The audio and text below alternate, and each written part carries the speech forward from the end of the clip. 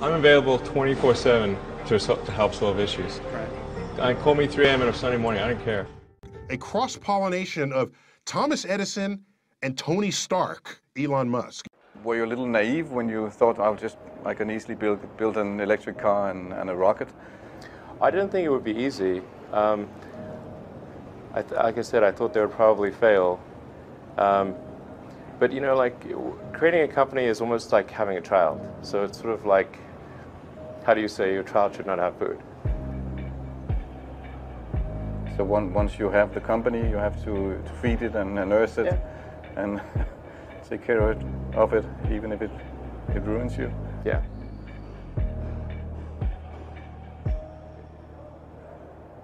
But suppose there were some tough times in 2008, end of 2008. How did you get through that period of crisis? Yeah. Can we just break for a second? Sure, of course. You want to wait a little while? Yeah, I sure hope it was worth it. Sure hope so. Pardon me? Sure hope it was worth it. It's everything. And I was borrowing money from friends to pay the rent. Well, I mean, Tesla really faced a severe threat of death due to the Model 3 production ramp. Essentially, the company was bleeding money like crazy, and just if we didn't solve these problems in a very short period of time, we would die. And it was extremely difficult to solve them. How close to death did you come? Within single-digit weeks. 22 hours a day, or like what? How many hours? I was working, so 7 days a week, sleeping in the factory. I worked in the paint shop, general assembly, body shop. You ever worry about yourself imploding? Like it's just too much? Absolutely. No one should put this many hours into work. This is not good. People should not work this hard. They should not do this. It's very painful. Painful in what sense? It hurts my brain and my heart. Where do you come up with your best ideas? Are you on vacation, or are you kind of just like in the middle of the night you wake up and start drawing things down? Or you know, sounds really cliche, but like the shower is probably like you know, wake up and go to shower in the morning. And I think actually what's really happened is kind of stuff is percolated in the subconscious. Right. And it's not really occurring in the shower, but you're kind of getting the results of last night's, you know, computation, basically. Right. Whatever area that you get into, given that, you know, even if you're the best, there's always a chance of failure. So I think it's important that you really like whatever you're doing. If you don't like it, life is too short. You know, I'd say, and also if you like what you're doing, you think about it even when you're not working.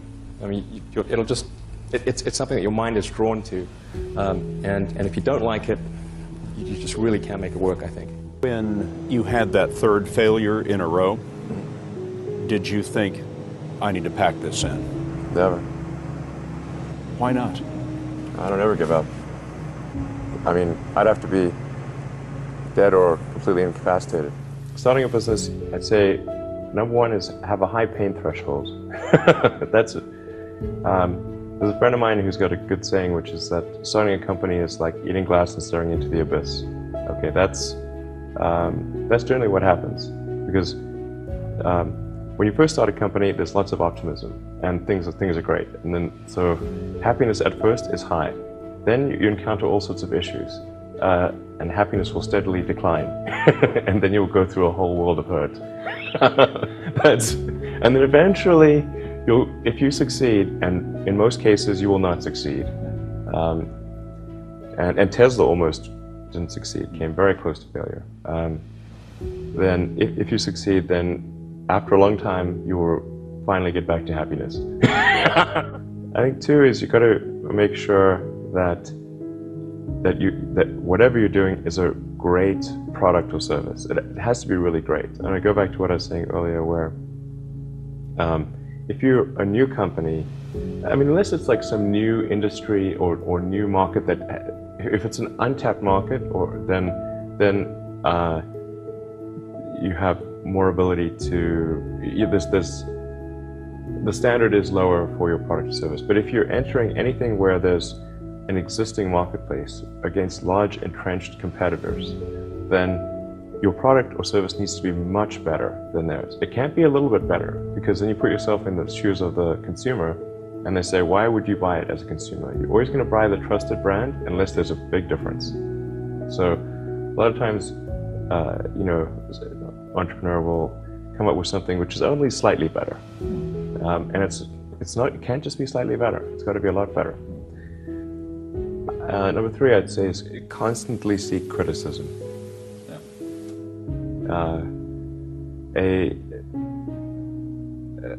A well thought out critique of whatever you're doing is as valuable as gold.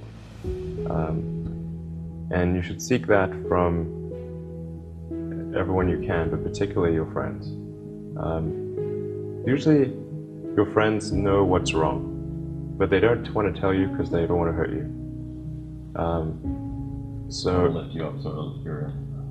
So they'll say, oh, I would encourage my friend, so I'm not going to tell him what I think is wrong with this product. It doesn't mean your friends are right, but very often they are right. And you at least want to listen very carefully to what they say. And to everyone, if you're looking for, basically, you should take the approach that you're wrong. You know, that you, the entrepreneur, are wrong. Your goal is to be less wrong.